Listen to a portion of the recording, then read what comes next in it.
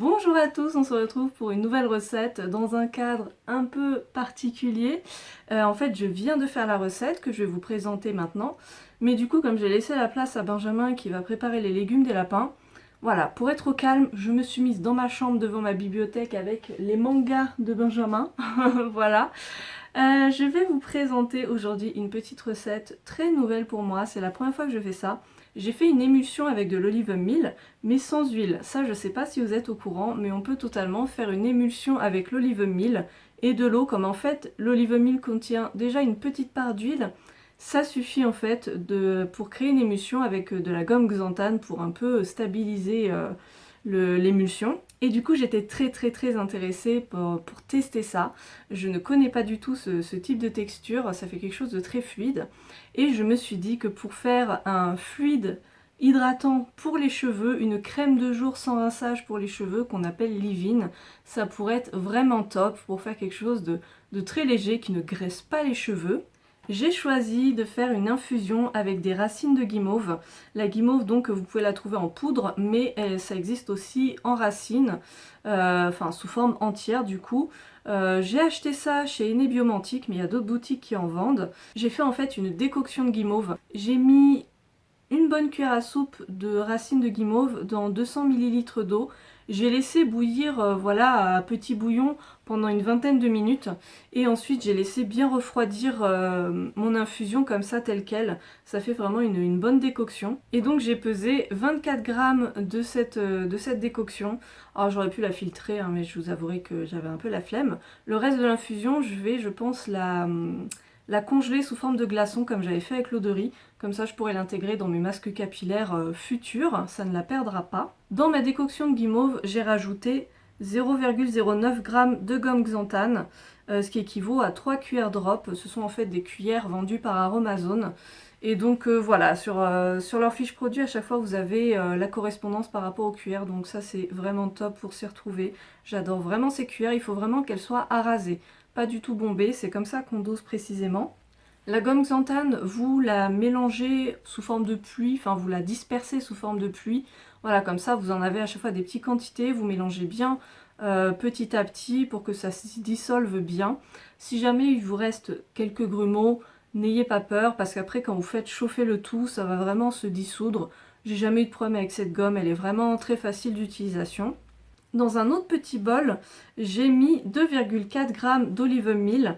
Je ne sais pas si c'est possible de faire un one pot pour ce type d'émulsion. Comme c'était pas spécifié sur la fiche Aromazone, j'ai préféré faire ça en deux temps. Donc mes deux petits bols, je les ai mis au bain-marie. Voilà, donc c'est pas la peine que ça bout trop fort hein, votre bain-marie. Vraiment, il faut juste que l'eau soit frémissante, on va dire. Et vous laissez jusqu'à ce que l'olive meal soit totalement fondu. Il faut que ce soit à 100% transparent et fluide. Quand c'est prêt, donc je me suis empressée de sortir les deux bols du bain-marie et je me suis empressée de mélanger mon infusion petit à petit dans mon olive meal. Le problème c'est que je m'y attendais, hein, la quantité est petite et sans huile du coup bah, ça se resolidifie très vite. Donc voilà, j'ai mélangé comme je pouvais, ça commençait à faire des grumeaux.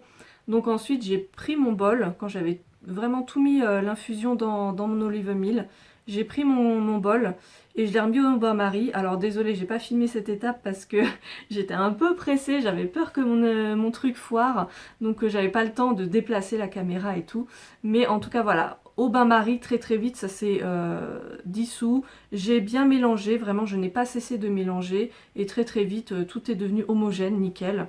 Donc ensuite, à ce moment-là, quand j'étais sûre qu'il n'y avait plus de toutes petites grumeaux d'olive meal, j'ai sorti le bol du bain-marie, j'ai continué à mélanger pendant 3 bonnes minutes. C'est très important, encore une fois, hein, pour être sûr que voilà, la réaction chimique est finie, que la préparation est bien stable et qu'il n'y a pas du coup de petits grumeaux d'olive meal qui va rester. Au bout des 3 minutes, donc j'ai plongé ma préparation dans un petit bol d'eau froide. Vous pouvez à cette étape-là mettre des glaçons aussi pour que ça refroidisse plus vite. Mais voilà, dans mon cas, donc j'ai changé le bol plusieurs fois assez régulièrement parce que ça chauffe, enfin voilà, l'eau tiédit très vite. Mais du coup voilà, dès que c'était bien tiède, presque froid, j'ai pu donc commencer à rajouter le reste de mes ingrédients. J'ai commencé par mettre 1,5 g d'aloe vera. Donc voilà, c'est une petite quantité, mais je pense que vous le voyez, il n'y a quasiment plus rien dans mon flacon, il faut absolument que j'en rachète et c'est un peu un indispensable là et il n'y en a plus. Donc bon, ça fait, je l'ai dosé à 5%, donc 5% d'aloe vera, franchement ça va.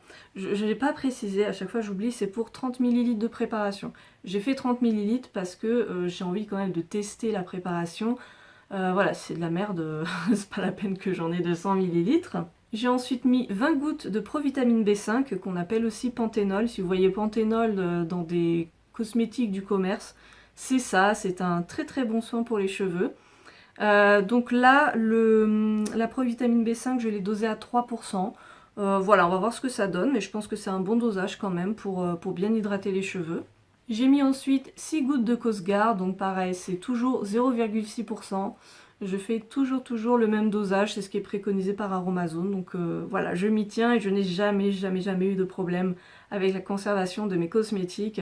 Pour vous dire, vous voyez sur mon blog, je vous mets à chaque fois conservation 3 mois, même au-delà de 3 mois, franchement, j'ai jamais eu de soucis. Vraiment, regardez vos produits, s'ils n'ont pas changé de couleur, de texture, d'odeur, etc. Si vous ne faites pas tout d'un coup de réaction allergique bizarre ou autre, c'est que vous pouvez l'utiliser après 3 mois. Après, c'est des consignes un peu de sécurité, mais bon, franchement, moi j'ai jamais eu de soucis, ça se conserve très très bien, même au-delà de 3 mois. J'ai terminé par 12 gouttes de fragrance Moréa. C'est une fragrance Aromazone qui sent divinement bon, le Monoï. Alors, je sais pas, c'est pas tout à fait le Monoï, parce qu'ils ont aussi une fragrance Monoï. Disons que c'est du Monoï, mais un peu agrémenté de coco. Vous voyez, c'est un mélange un petit peu subtil, mais ça ressemble beaucoup au Monoï. Et c'est divin, franchement c'est divin. Alors là, du coup, je l'ai dosé à 1% la fragrance. Je peux vous dire que ça sent très fort. Franchement, j'aurais peut-être dû en mettre moins, en mettre peut-être 0,5%. Voilà, peut-être essayer d'en mettre moins de gouttes pour tester, pour sentir, pour voir ce que vous voulez mettre. Parce que j'adore quand ça sent bon, mais quand vous sentez hyper fort le parfum, bon, c'est pas trop mon délire. Mais bon, je testerai et puis de toute façon, je vous dirai dans mon article ce que ça donne. Je précise, je fais tout le temps ça. Là, tout de suite, donc je viens tout juste de faire la recette, je ne l'ai pas testée. Mais n'ayez pas peur, si cette recette existe sur YouTube, c'est que je l'ai validée. Les recettes qui sont nulles, je les publie pas. Sauf si, bien sûr, je sais pas, je vais vous montrer un truc particulier comme une erreur que j'ai faite, quelque chose qui n'a pas marché, qui aurait un peu une valeur pédagogique, si je veux dire. Mais sinon, normalement, voilà. Si la recette est publiée, c'est qu'elle est validée.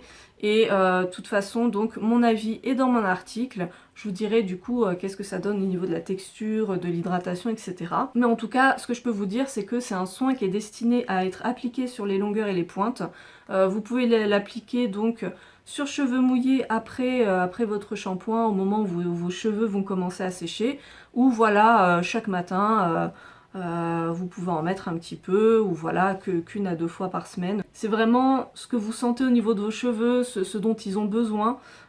Et du coup, ça fait vraiment comme une crème de jour, hein, c'est le but, et c'est très très hydratant. Ben voilà pour cette recette. J'aimerais beaucoup pour la prochaine fois rajouter du gel de lin. Ça, le gel de lin, je m'en sers depuis des années, quoi. Ça fait peut-être 12 ans que je m'en sers, je sais plus. Là, ça fait un moment que j'en ai pas fait, donc je pense que bientôt je vais vous faire une vidéo pour vous montrer comment je fais mon gel de lin. Et parce que j'avais fait un article, je vous mets en barre d'infos, j'avais fait un gel capillaire avec du gel de lin il y a très longtemps. Mais du coup, je pense que dans ma prochaine recette de ce type, je mettrai du gel de lin parce que pour les cheveux, c'est vraiment topissime. Je vous laisse là, je vous fais plein de gros bisous et je vous dis à très bientôt, salut!